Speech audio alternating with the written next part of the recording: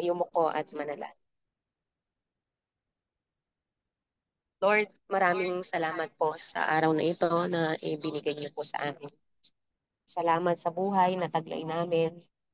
At ang pagkakataon pong ito ay kami po ay humihingi ng iyong pangunguna sa tulong ng iyong banal na Espiritu upang kami po ay mabigyan ng kalakasan, ng katalinuhan na nanggagaling po sa inyo, Panginoon. Salamat sa mga anak mo na nagbigay ng panahon upang mabigyan ng panahon ng pagbulay-bulay ng iyong mga salita. Continue to bless us physically, spiritually, and emotionally sa araw pong ito. Maraming salamat po. In Jesus' name I pray. Amen. So, yung naibigay po sa akin is, yung ating key verse for today is Matthew 25, verse 34 to 36. Pero ito po three words niya. Come, who you are blessed by my Father, inherit the kingdom prepared from you from the foundation of the world. So, nung last po na-schedule po ako, yung mga times po na naka-assign po ako, madalas po tinitignan ko po yung background kung bakit ito ba yung naging pamagat or ano po ng title ng ating devotion for today. So, yung ating devotion for today, ang topic po is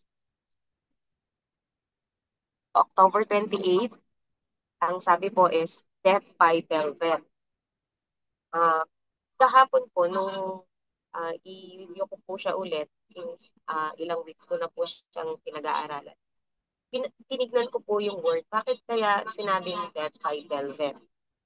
So, habang binubulay-bulay ko ito, ni-research ko po yung word na velvet. Sa atin po, usually, yung ako po, no, nung hindi ko po masyadong yung velvet, really sa mga cake, no, yung color po niya, yung so, nung sinerch ko siya, bakit ito ba yung naging title for this devotion? So, Hindi ko nung nis... tinignan ko po, ang velvet po is Tsaka nasa zona, isa wait lang po. Medyo wow, po nai-echo po kayo. At echo po. medyo mayroong gas-gas ang bawat sinasabi po ninyo. Pwedeng paki-off po ang isang gadget. Pasensya na. Ayan po. Okay na po. Yan, mas okay na. Better. Thank you. So, yung ano niya po is, ang sabi po dun sa meaning niya is, ang velvet daw po is a luxurious fabric made from silk, cotton, and synthetic fibers. So, it has a dense pile of evenly cut fibers and it has a smooth, plush texture. So, later on po, malalaman po natin ano yung connection po ng ating meaning na sinabi ko po. So, from this po, gusto ko pong basahin. Sabi niya, capital punishment was freely administered in 18th century in England. Sarah Peters, a friend of John Wesley's who shared his commitment to evangelism, felt a burden for the prisoners in London's Newgate prison, especially those on death row. On October 9, in 1748, she and Christian friend went to see a prisoner named John Lancaster, who had requested a visit from them. Next is they met that day in Lancaster's cell, along with 6 or 7 others also sentenced to death. So along with Lancaster, ito nga po yung may kasama po siyang nasa sentence to death po, no? As they sang a hymn together, read some scripture and prayed, the prisoners were in tears. Convicted of their need for God, Lancaster told her how and at one time he had attended church daily, but then he had drifted away. He became friends with a young man who was thief. So nagkaroon po siya ng kaibigan na magnanakaw. And they had become partners in crime. Now, he was in prison, sentenced to death for breaking into a home and stealing 19 yards of velvet. So ito po yung naging dahilan kung bakit po siya nakulong at ngayon masesentensyahan siya ng kamatayan ang pagnanakaw po nila ng 19 na yarda ng velvet. This experience made Sarah Peters determined to do whatever she could for these men in their final days. So na-convict po si Sarah Peters, no? Sometimes alone and sometimes with one or two others. Sarah visited these men almost daily as their execution dates approached, deciding that it would be helpful to meet with each other condemned prisoner individually to inquire about his spiritual condition. Sarah and her companions met first with John Lancaster. He lifted his eyes and his hand after a moment and said, I thank God I do feel that He has forgiven me my sins. I do know it. They asked him how and when he first knew, and he answered, I was in great fear and heaviness till the very first morning you came hither first. That morning I was in earnest prayer, struck 5. The Lord poured into my soul, for I know and I am sure, as soon as my soul departs from the body, the Lord Jesus will stand ready to carry it into glory. And 6 others told similar stories of how in the last days they had put their faith in Christ through the ministry of Sarah Peters. Ito po yung mga naranasan nila. The night before their execution, they wanted to pray with Sarah one more time. She went to the prison at 10 p.m. but was not allowed to enter. So nagpunta po si Sarah Peter para mag-pray pero hindi po siya, yun nga po, pinayagan. The jailer did, however, allow 6 of the condemned men to spend their last night together in prayer in one cell. At 6 a.m., the next morning, Sarah Peters was admitted to the prison. As well as the cell was open, the 6 men were rejoicing about their happy night of fellowship. John Lancaster was the first to be called out to have his leg irons removed. As the guard pointed off the irons, Lancaster exclaimed, Blessed be the day I came into this place. Oh, what a glorious work had the Lord carried on in my soul since I came hither. When the guards led prisoners into the prison yard to go to the execution site, Lancaster saw faithful Sarah, kissed her, and said, I am going to paradise today, and you will follow me soon.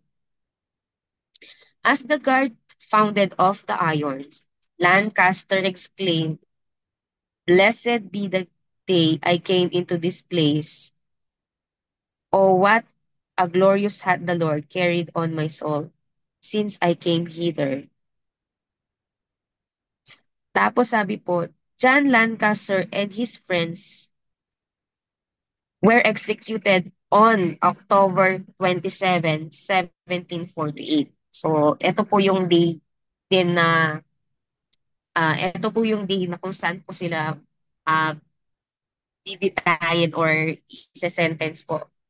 2 days later, Sarah fell ill with a fever. Her work with the prisoners completed. She contentedly praised God from her sickbed. Less than 3 weeks later, Sarah Peters followed the prisoners to the everlasting habitation. So ito po yung ating binasang devotion for today. It's about Sarah Peters.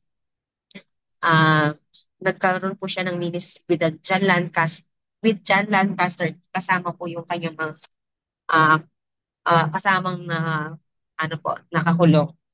And dito na po tayo sa ating reflection. So ito po siya. God used Sarah's compassion in ways she might never have imagined. Do you think that God can use you in ways you have never imagined? Always be open to the opportunity and use you in new ways, His ways. So, ito po yun. Ito na po yung time na makapag-share po tayo. Ah, Haba pong iniisip niyo po yung about sa share po natin for the reflection. Gusto ko pong mag-share din po ng experience ko yung pagpunta po dun sa ministry sa mga nakakulong. 6 years ago po, nagkaroon po kami ng ministry sa church na sa New Life po na pumunta po, may sinet po kaming isang ah, party for the ano po dun sa mga nakakulong, no. So, first time ko po yon na magpunta dun sa lugar na yun. And yun nga po, no, yung pakiramdam, no, parang nandun yung, takot, no. Pero nung unang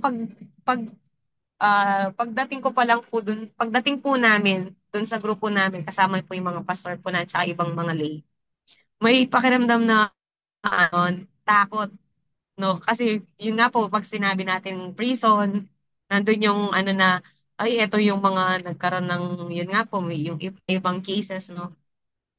Pero, at nung time po na yon, nandun yung realization na ito din yung mga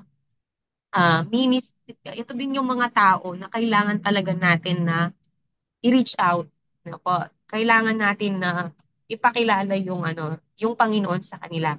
So, yung una, yung naramdaman ko nga po natatakot ako kasi andun at the back of my mind, ay, ito yung mga merong ganito, may ganyan.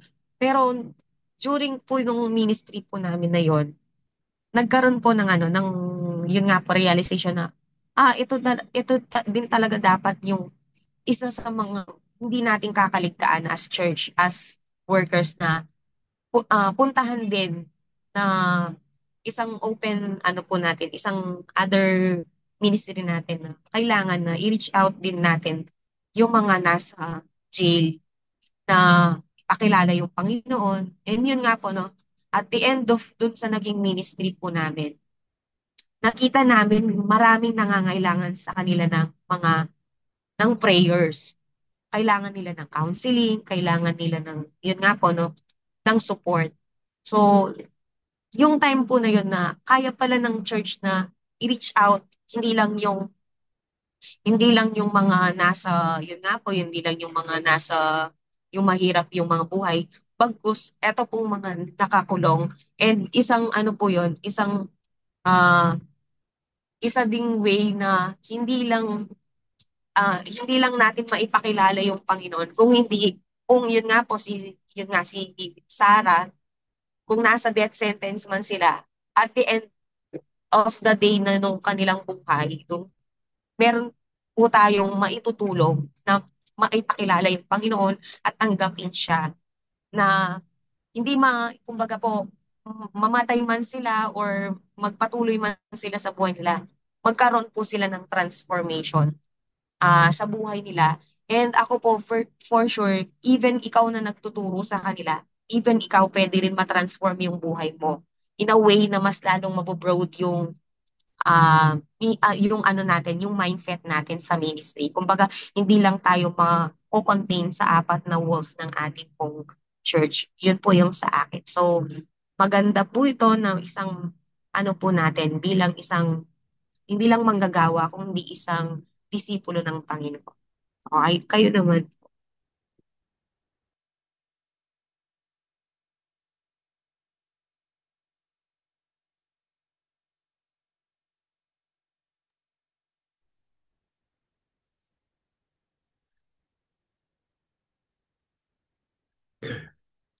Meron pa Sige. pong mag-share?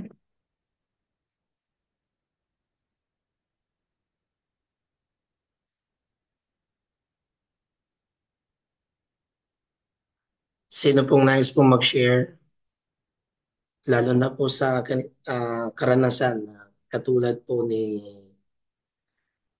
Sarah na ating pong nabasa o napakinggan.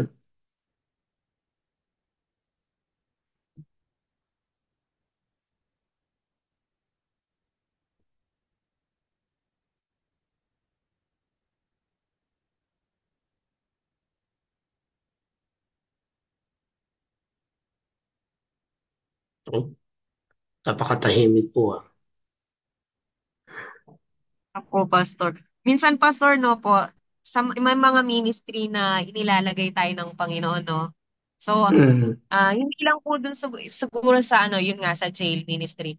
Naalala ko po noon, nung sa Haris pa po ako, di ba kapag nag-aaral po kami, may mga nilalagay po nila kami sa mga churches na every week po noon ah, magdidestino kami. So, third year po yata ako noon. Napunta po ako dun sa Puno, dun sa Methodist Church dun sa Puno. So nabigay po sa akin yung tawag dito, yung may mga basurahan po dun sa may basurahan sa Quezon City. Yung may mga Smoky Mountain. Doon po sa Payatas. Doon po ako napunta, no? So, yung mga unang week ko po, nakita ko po, as in, katabi po namin yung church, katabi siya ng talaga ng basurahan. Paglabas mo, yung mga bata, ah, nung una natanong, Lord, Lord, makakaya ko po ba? Isang taon po kasi yung, ano doon, no, yung ministry na ibibigay sa'yo. Nung mga unang month ko po, panay po ako nagpe-pray kay God. Kasi nga po yung kinatatakutan ko doon, natakot po kasi ako sa gagamba. So, dahil po basura yon. Siyempre po, talagang may mga daga, may ipis, may gagamba. So may time po na talagang may gagamba. Pinagbe-pray ko po yun hanggang na-workout ko po kahit natakot ako sa gagamba dahil yun ang binigay sa akin ni Lord. Ah, Later on na practice na ano ko po siya, na workout ko siya na gagamba ka lang, may Lord ako. Yung ganun po. Tapos ano po no, yung naging ministry ko po doon is natuto po akong ah ma-appreciate yung kinakain kasi sila po makikita mo yung yung basura, kukuha po sila sa ano, yun po yung kakainin. So kumbaga po yung naranasan nila is mararanasan at maiintindihan mo sila at pwede mo pong gamitin yon na mm, ano po, kumbaga integrate yung pagmamahal ni Lord. So every time po nun na makakasama ko sila nun, ah na ituturo ko sila paano pa rin sila maging tawag dito, maging mapagpasalamat sa sitwasyon po na yon. O sabi ko nga po kanina, sa bawat na ministry na ibibigay sila, even ikaw, matututok natin. So yun po yung naging ano ko, kailangan, yun nga po, no, matuto ka ang samahan sila, hindi lang po yung makisama, no? Samahan sila kung ano po yung na sitwasyon nila and ikaw yung maging ano po, instrument ni God para ipakilala siya, para iparanas yung pagmamahal ni Lord sa kanila. Yun po.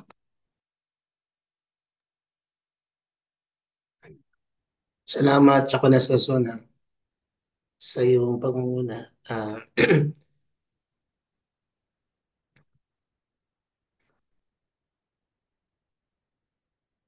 yun.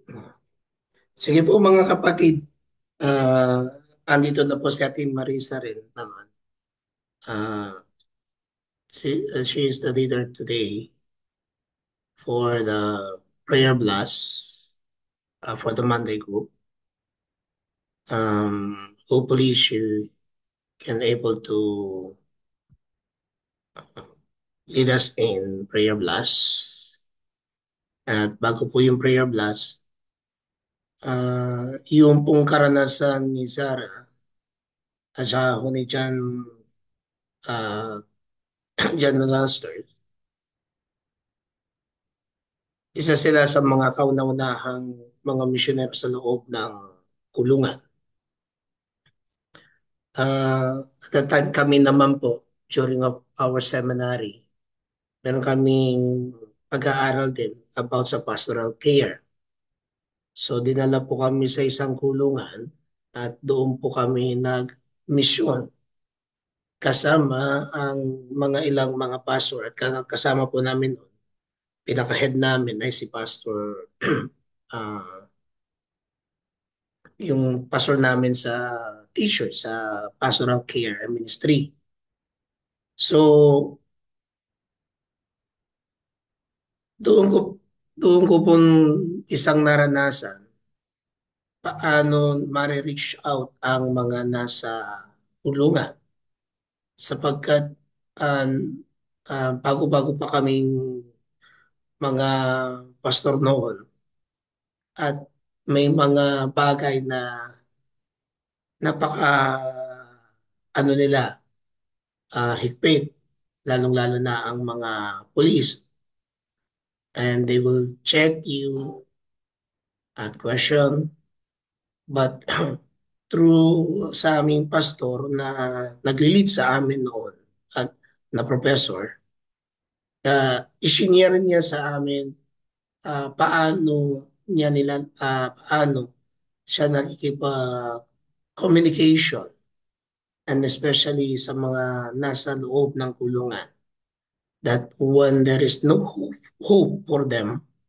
but through your uh, visiting and sharing the Word of God na parang hindi mo pinaparamdam sa kanila na sila ay mga ah, nasa kulungan, nasa o isang pusakal, isang kriminal. Bagkus you need to treat them as a people that they need Jesus, they need God. So, kaya yung pagdalaw din sa ah, mga hindi lamang po sa mga nasa kulungan, kami dito, um, nung kauna-unahan kong pumunta, ay dinala ako ng aking kabiyak dahil merong isang kababayan nating nakuhanan ng ah, isang hindi dapat na dadalhin-dalhin o dinadala ng isang OFW o ng seafarer na magkaroon ka ng droga. But true enough, dahil nga napilitan o nasa pilitan po si yung binibisita namin dito o nabisita namin dito, sinisharean ng aking kabiyak at ng kanilang mga kaibigan. At praise be to God, siya po ay nakalaya na for almost 10 years and nakauwi na ho sa Pilipinas. But dala-dala rin yung pag-asa dahil bagamat wala siyang kamag-anak dito, wala siyang ganong kakilala, pero through sa ministry ng Shield Ministry, uh, they are being rich and being feel that they are uh, loved by God. So, yun ang isa. So, kayo po, baka meron kayong karanasan, how do we share, especially yung mga uh, nasa loob ng kulungan o bagay na meron ba kayong naranasan, paano ninyo na ibabahagi? Ayan, nandito si Pastor Jenaline. Ah, madalas na nakikita ko po sa kanyang post na pumupunta siya sa mga police station and school to share the word of God. Pastor Jenaline. Hello po, good afternoon. Close cam lang po ako. Okay lang po. Actually, marami po tayong karanasan sa ministry. Pero ang number one po na ginagawa ko po, inaamin ko na parang kung sa akin lang, takot ako at nahihiya. Pero dahil sa lakas po ng Panginoon natin, at saka sa pamagitan ng kanyang tulong, nagkaroon po tayo ng um, lakas loob na ibahagi ang kanyang salita. May karanasan po ako. Actually, before, nasa Kuwait po ako. Doon po noong nag-escape po ako sa ministry at nag-abroad po ako. Pero dito pa lang sa aming probinsya, may sinasabi na talaga ng Lord sa akin na you are not the woman of this world, sabi ng Lord. Um, you are my servant, kaya sa kanya talaga. Pero pinilit ko talagang mag-abroad. Tapos nung pagdating ko doon sa Kuwait, yung employer ko na dito kilala ko dito sa Pinas ay pagdating doon iba pala, parang binibenta po kami doon doon sa tawag dito sa Kuwait. Binibenta kami doon sa Ascanani yung pangalan doon. Parang doon lang kami naka-stranded.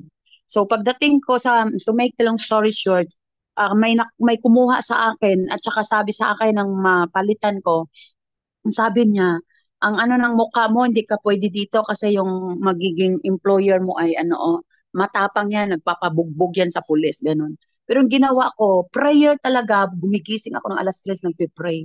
So, natakot na ako doon, nag-pray ako sa Lord na, Lord, paano ko po kaya ito? Kasi kahit daw pala, mag-awit ka dyan, hindi po pwede. Galit na galit yung mga Muslim. Kaya nag-pray po ako, tapos sabi ko, Lord, kung kalooban mo na ako ay pupuntang embassy, wala pa akong 1 month noon, ay maalis ang lahat ng mga tao dito. So, nangyari nga po na wala lahat yung tao at saka doon ako sa embassy. Kaya yung karanasan ko po talaga ay nung sa embassy po ako, so pina-fill up po ako doon ng form, pero yung time na nag-hire po sila ng secretary, so ako po ay nag-apply doon at doon ako sa embassy nag-work. Tapos doon kinausap ko si Labat na mag-preach ako doon. Tapos inalaw naman ako po na mag-preach po ako every night. At saka doon ko naranasan kung gaano po ang kapangyarihan ng Panginoon doon sa mga 300 plus stranded OFW doon sa embassy.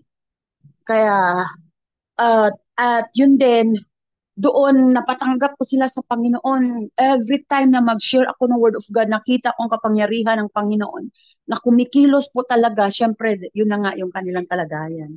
At saka yung ginagawa ko noon ay pumupunta din po kami sa mga kulungan. Nagdadala po kami ng mga supply ng mga OFW na nakakulong doon. Nagdadala po kami ng mga ano nila, mga gamit, mga sabon, mga shampoo, lahat na po. So, at sinishare ko po yung salita ng Panginoon at doon natin makikita talaga na talagang tawag dito, ang kapangyarihan ng ating Panginoon po talaga ay sumasama sa atin kapag daladala po natin ang kanyang mga salita. At doon sa embassy meron doong mga ayaw makinig pero nangyari sa kanila, napusas po sila. Grabe pong nangyari sa kanila at hanggang dumating ang punto kasi 8 months po ako doon at yun ang ginagawa ko every night. Kaya doon ko napatunayan na hindi po talaga ako para sa mundo, kundi talagang ako po ay pinili ng Panginoon para gamitin niya sa kanyang kaluwalhatian. At nakikita ko po, every time na mag-preach ako, maging sa mga kapulisan, maging sa mga schools, no? At ngayon, pag-pray ninyo, kasi kagabi tinawagan ako na mag-preach po ako sa radio station para promote ang ating Global Methodist Church, ang ating church. Kaya yun ang nakikita ko talaga kapag mag-rely po tayo sa ating Panginoon. At sinasamahan po tayo ng Diyos at siya po ang talagang kumikilo sa pamamagitan natin. Kaya nakita ko po na wala pong talo kapag ang Diyos ang ating sinusunod. Yan lang po ang aking mga ma-share po sa oras na ito. God bless po sa lahat.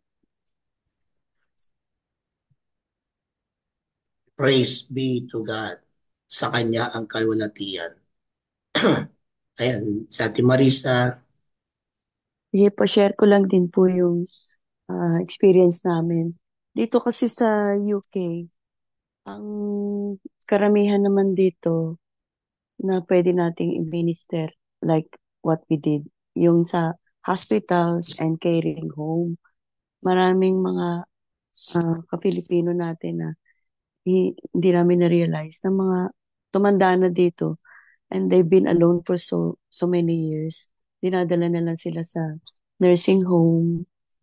So merong kaming mga mini-minister na mga matatanda na mga Pilipino. And then we ministered also doon sa mga ibang lahi. Ah, yung although hindi naman comfortable, but yung life nila sa nursing home, they are well taken care of doon sa kanilang mga physical needs and sa kanilang mga um, everything provided naman ng nursing home. Ang nakakalungkot lang, the whole day, walang kumakausap sa kanila. Ilulook after lang sila ng mga nurses or ng mga caring assistant. Yung specific needs, they're just going to bring them to the toilet, the bathroom, and food, yun lang. And the rest of the day, wala na. Ni minsan hindi sila mailabas ah, sa lounge o sa patio para lang makalanghap ng fresh air dahil minsan sa dami siguro ng patient.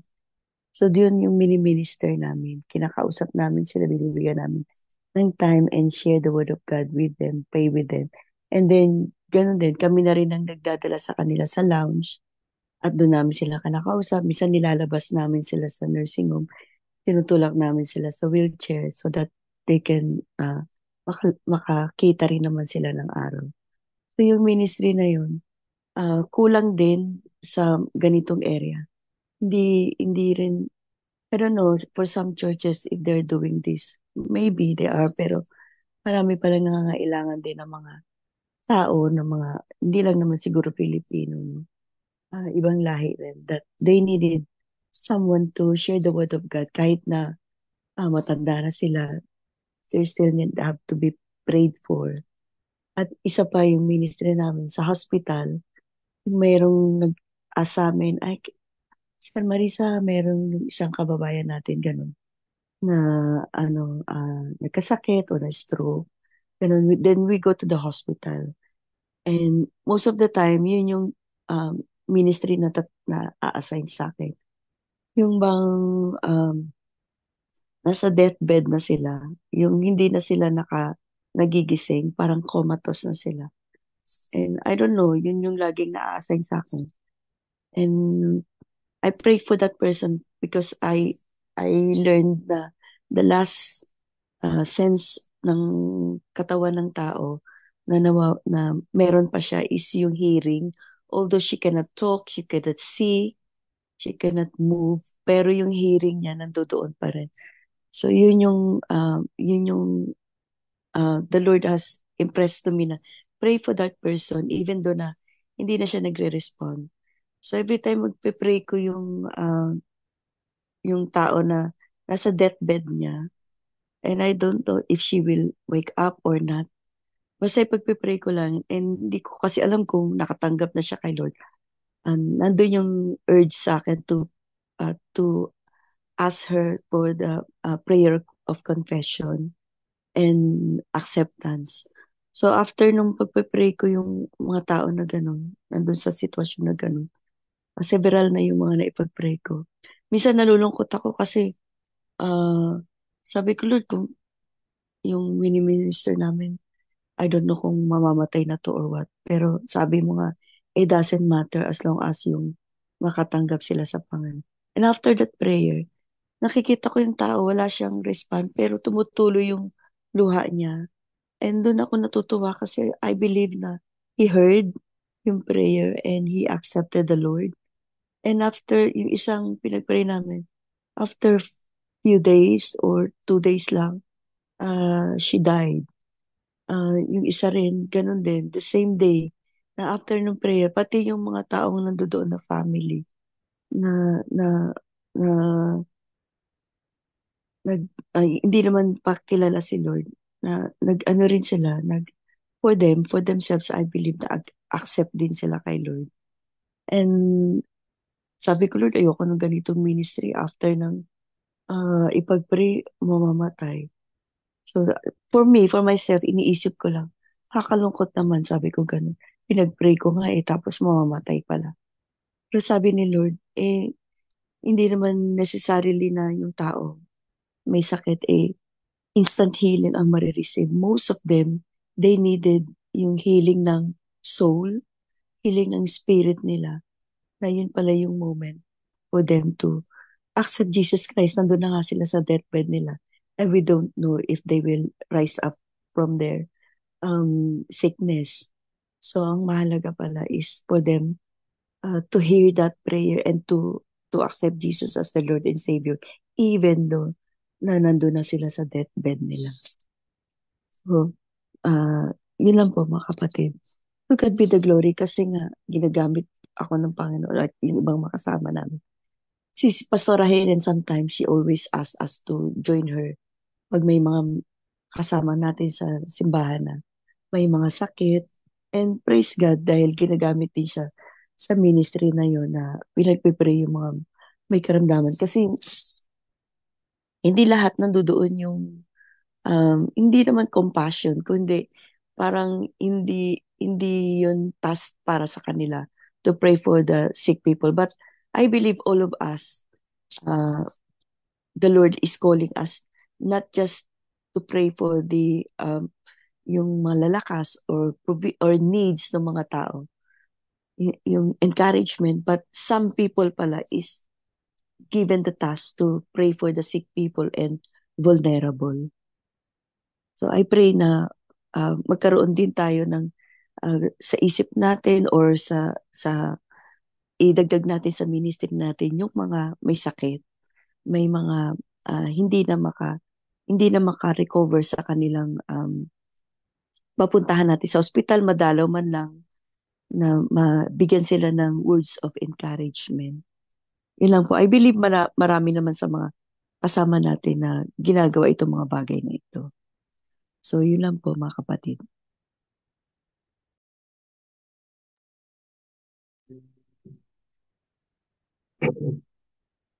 Sige po, Ate Marisa, dadakot na po tayo siguro sa prayer blast. Okay. Hindi ko ma-share yung screen ko kasi wala yung laptop ko, Pastor. Ipakita nyo na lang po yung ano natin. Sige po. Oh.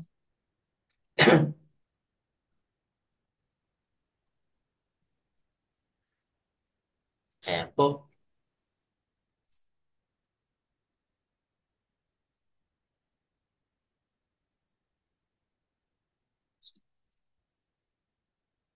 Sige po mga kapatid. I believe all of us has a prayer para sa mga may sakit.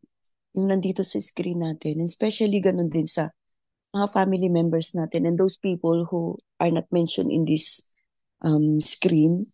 Let's pray for them for the healing dahil katulad nga nung ministry na na-assign sa amin, healing for the sick, healing for those people who are yung hindi na nandun na sila sa sitwasyon na hindi naman give up na pero parang katulad nga yung sinabi ko kanina na nasa deathbed na sila.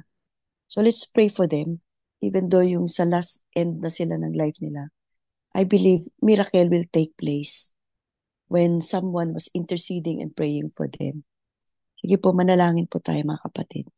Hallelujah. Praise God. Thank you, Lord. Thank you, Jesus. Heavenly Father, once again, we ask for our brothers and sisters whose name are written in this screen, Lord. We're praying for them, Pray, Lord, because you said in your word that we pray for one another that we may be healed. Pray for healing and wholeness for our brothers and sisters. We pray that sickness and infirmity will have no place and power in their lives. Pray for your protection against disease coming to their bodies, Lord. And your word says you sent your word to heal them. Let them experience your goodness. Wherever there is disease, Lord, and illness and iniquity in their body, we pray, Lord, that you will touch them and you will heal them and restore them to total health. Deliver them from any destruction or injury that could come upon them. Specifically, Lord, yung mga sakit na ito na hindi man namin na-mention, may mga cancer, stroke, patients, may mga heart diseases, liver, Whatever it is, Lord. Deliver And them, if O they're going Lord, to see a and doctor, Lord, give have wisdom the to that restoration, doctor, O Lord. the full knowledge and the best way to Bless them proceed. always. Thank you, In Lord, that you Jesus' suffered name. and died for In us so that Jesus' we might name. be healed. Amen. We lay claim to that heritage of healing and wholeness sa aming mga kapatid that you have provided in your word already. We look to you, Lord, for a life of health, healing, and wholeness for all of them. In Jesus' mighty name we pray. Amen.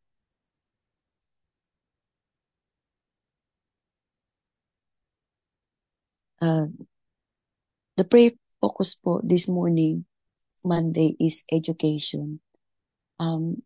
Ay, ate, ano po, for family po tayo ngayon. Family. Okay. Apa, Nakalagay po kasi dito yeah, education. Sorry po. sorry din po. Anyway, sige po, ipanalangin po natin. Lahat tayo nagre-represent each family representing in this room. Let's pray for each family members and those families na wala rin po dito sa room natin.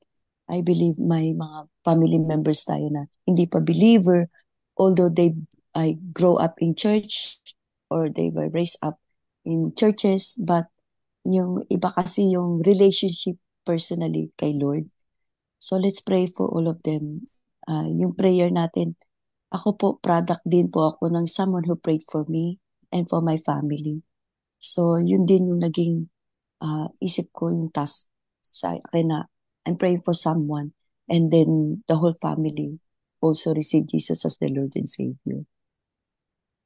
Let's pray mo mga kapatid. Hallelujah. Father God, once Just again, like the Father, we're interceding and standing in the gap for our families, O God, na hindi pa nakakikilala sa'yo.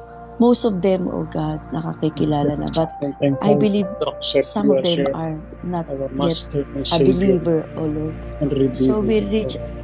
we're reaching out to you, Lord God, to reach out to Give them them and wisdom, praying that they all may will be know you well and if accept they you as their Lord and share and believe Savior. upon you, As we Lord share Jesus. the word of God Our to them, O blessings God. will be on Lord, them, hindi O lang yung Our bounties acceptance will at be maging believer yung overflowing, prayer namin sa kanila. O Lord. There are special needs that they might have doon mga families na yun, Lord. Lord, Bless reach each out to them. one of the I don't know members what of is our the special needs that they have, Lord, but you know all of family. them, Lord. Ikaw po ang kumatagpo sa kanila, ang kumilos sa kanilang mga buhay. Abutin niyo po yung mga pangangailangan nila. There's so many families that they have not known you, Lord God. Send people to these people, to those families, oh God, na hindi pa nakakikilala and reach out to them. Let them know that you are our Lord and Savior. And this is the most important thing that one family must have. Thank you, Father God. This we pray in Jesus' name. Amen.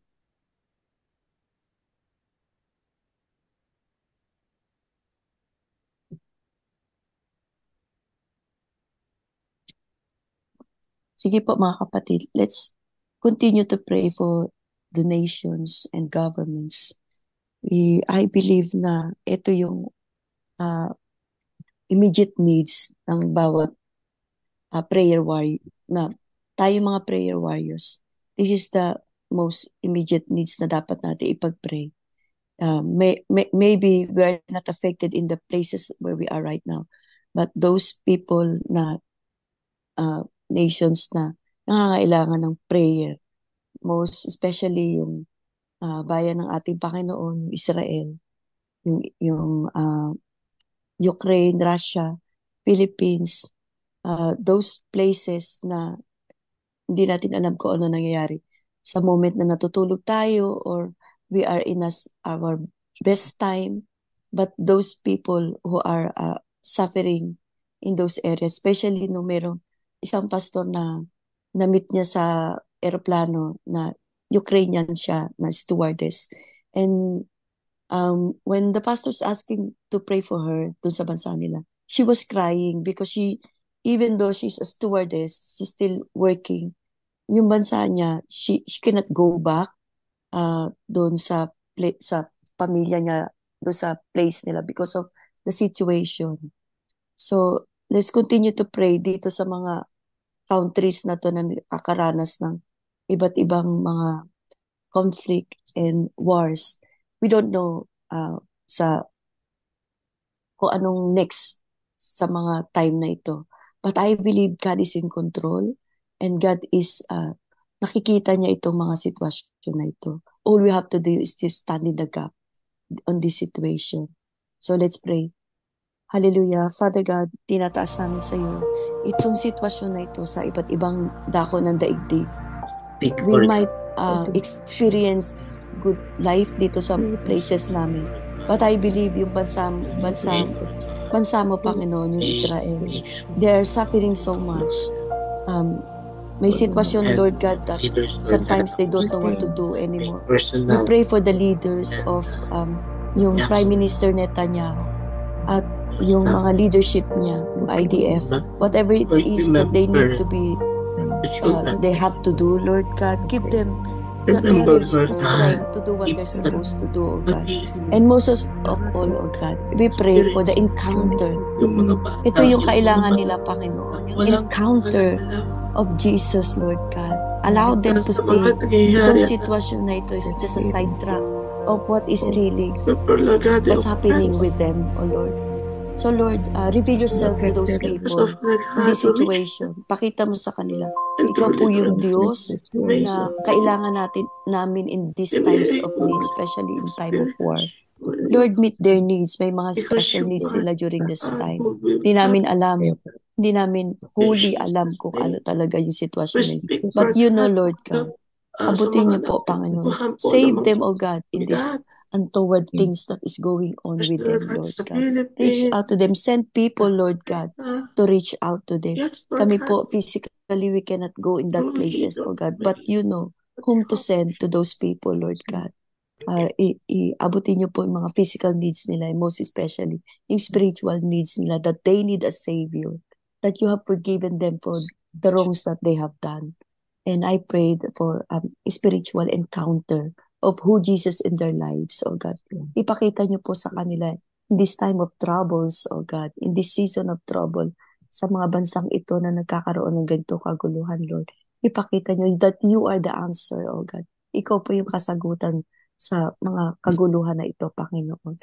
Lord, sabi mo nga, even though walang magsalita sa kanila o mangaral sa kanila, you can speak to their heart, oh God, because you are the God na nakakaalam at na kayang abutin itong mga tao mo ito, Panginoon.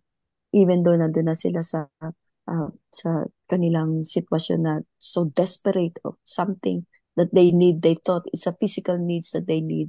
Pero ikaw yung kailangan nila at this times, oh God.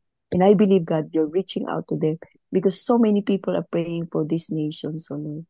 So thank you, Lord, for answering our prayers and hearing us, and that you will release your Holy Spirit upon those people who needs an encounter with you. Thank you, Father. In Jesus' mighty name we pray. Amen. Amen.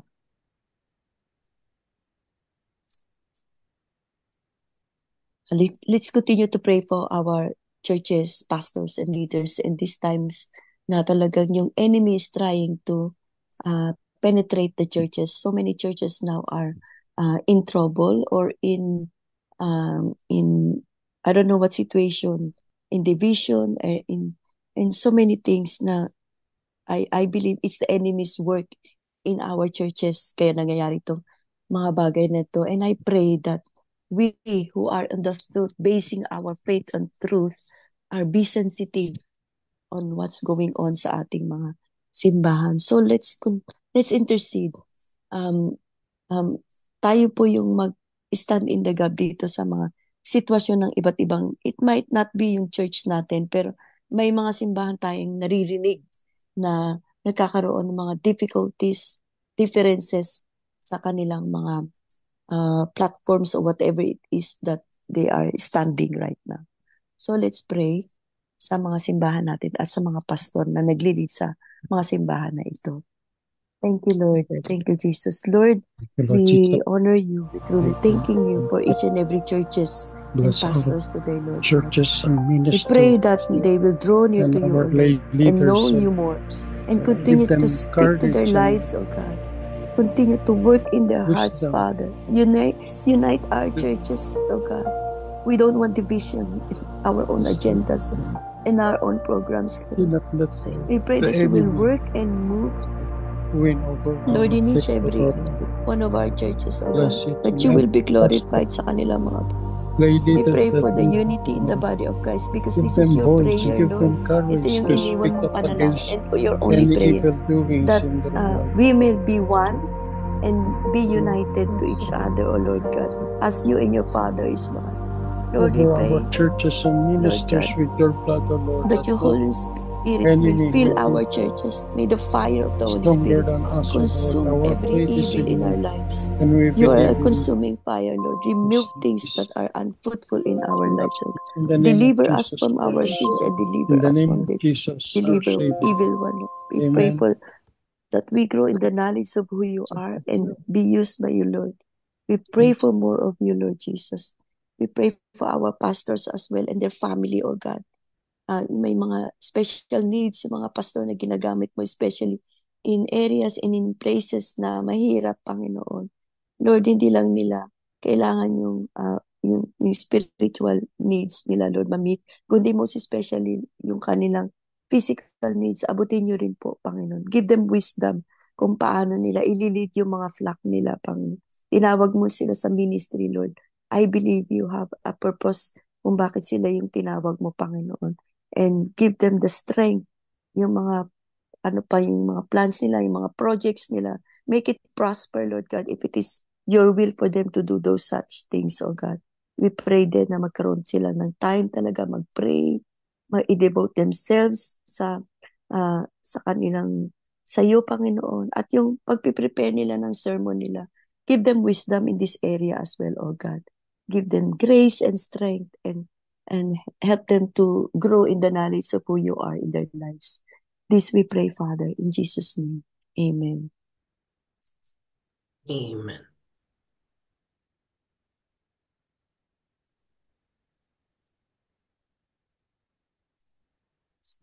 Kayo na po dito, Pastor.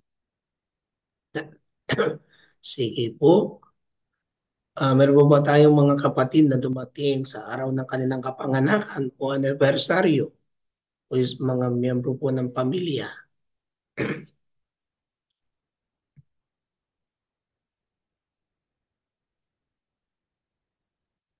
Meron po? Okay, kung wala po,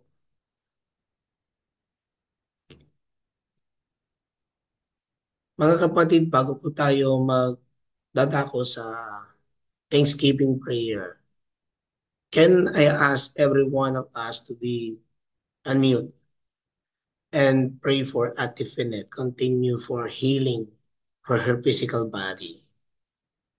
Yes. Okay, ready?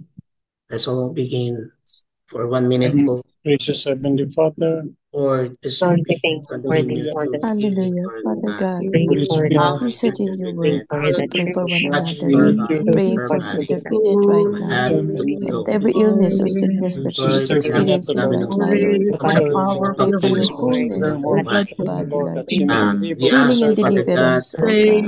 for lahat ng Lord, mga aming pag Panginoon, hospitals, patuloy Lord, sa sabi mo, palakasin Lord, she will see a ang doctor, kanyang Lord. immune bigyan mo system, kanila ng Lord, ang wisdom kanyang and full knowledge, top of the his best head way down to to his katawan sa proceed. feet. Thank you, bawat Lord, ugat, because pagkaili po Lord, somebody sa in mga died for us Jesus' every name. sickness so na that we might be For healed. mga healing, We nila, lay claim even that po yung mga meditation Father, healing pray po and we wholeness rebuke to kailangan all Sister nila, Finet, Lord, infirmity, Panginoon. we Because rebuke your In promise Jesus' in name. sickness, your na words we to gagamitin provide po rebuke for na those who believe. any Dear kind Lord, po of namin na that she dapat is natin healed by ipapasok po in sa Jesus' inyo, name from the dahil Lord. sa crown of her head pagbabago ng to the Kaya panahon. sole nga po, of Lord, We her feet, ask oh right God. now in Healing will Jesus' flow, name, oh God, heal, because it is your you, heal, Lord grace, God. lahat po ng heal mga right Ibaraka. now sakit, in Jesus' name. Hallelujah. In Thank you, Lord. Jesus' name.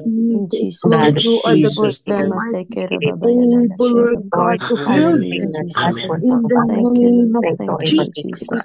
through you, Lord. In Jesus' name. Thank you, Father God. I praise you, Lord. In Jesus' name. Yes, Jesus. Ora Masera Mandere. Hallelujah, Sera Mandere. Yes, In Jesus. Jesus' name. In Jesus' Yes, name. Hallelujah. Amen. Thank you po mga kapatid. Salamat po.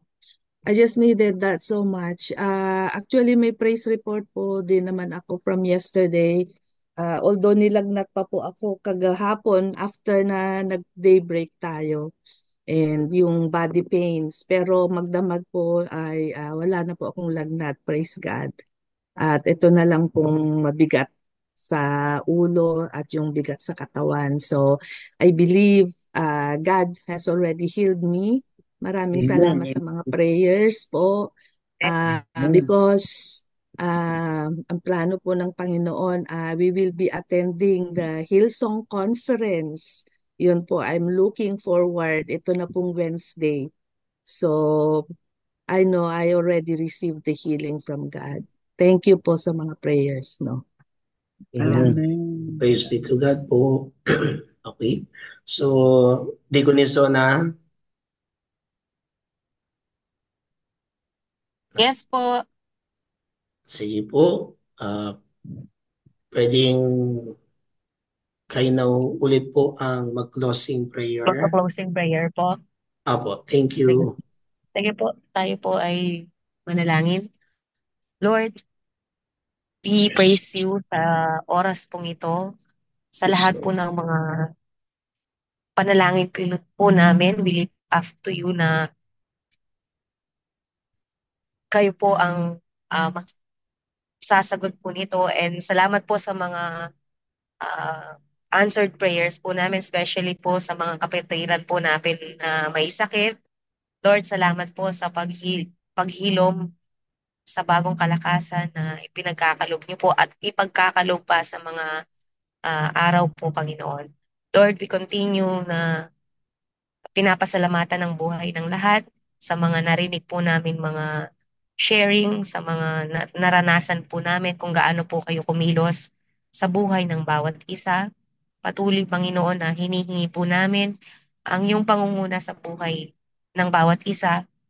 Nawa, Panginoon, na mas lalo niyo po kami palakasin, especially physical po, na marami po ang nagkakasakit dahil sa paiba-iba po yung panahon. Pero Lord, ikaw po yung pinaka-doctor po namin na malalapitan at alam po namin na kayo po ang nagpapagaling. Continue to bless po yung mga ministry na inatang mo po sa amin, na bigyan niyo po kami ng marami pa pong kasama para po i-share po ang yung mga salita, Panginoon. At sa mga bibigay mo pa pong ministry sa amin, Lord, continue to give us wisdom para po lahat po ng mga ibibigay mo ay hindi lang po naisip, kung hindi kayo po yung magda-direct po sa amin. Kayo po yung magtuturo sa amin, Panginoon, sa mga bagay na kailangan po namin gawin bilang disciple mo, Lord. Sa oras pong ito, lahat po ng aming pong mga narinig, lahat po ng aming mga idinalangin, tunay nga po na kiniklaim po namin na may katagumpayan. At sa oras pong ito na sa aming pong pag-iwahiwalay, tuloy na ang iyong pag-iingat, ang siyang manguna sa bawat isa sa amin, at ilayo kami sa anuman pong mga panganib, Panginoon. At ganun din po, patawarin niyo po kami sa amin pong mga pagkulang, kasalanan na ginawa, at na alam po namin, Panginoon, na kayo po mismo ang magtuturo sa amin sa mga bagay na kailangan po namin gawin bilang iyong anak. Lord, salamat po, and we lift up your name. In the mighty name of Jesus. Amen. Amen. Receive the benediction from the Lord.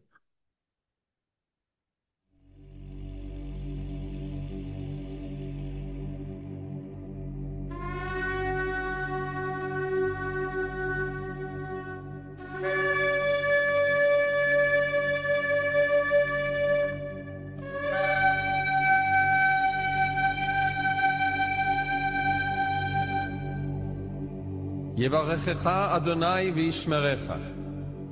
יאר אדוני פניו אליך ויחונקה. יישא אדוני פניו אליך וישם לך שלום. The Lord bless you and keep you.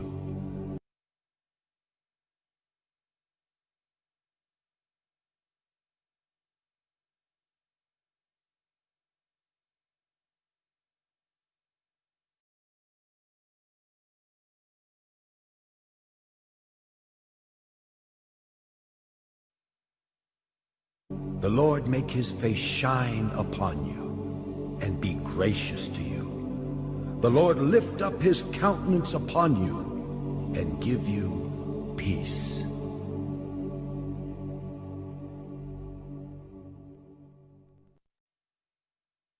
May we receive it in the name of the Father, the Son, and the Holy Spirit. And everyone will declare and say, Amen and Amen.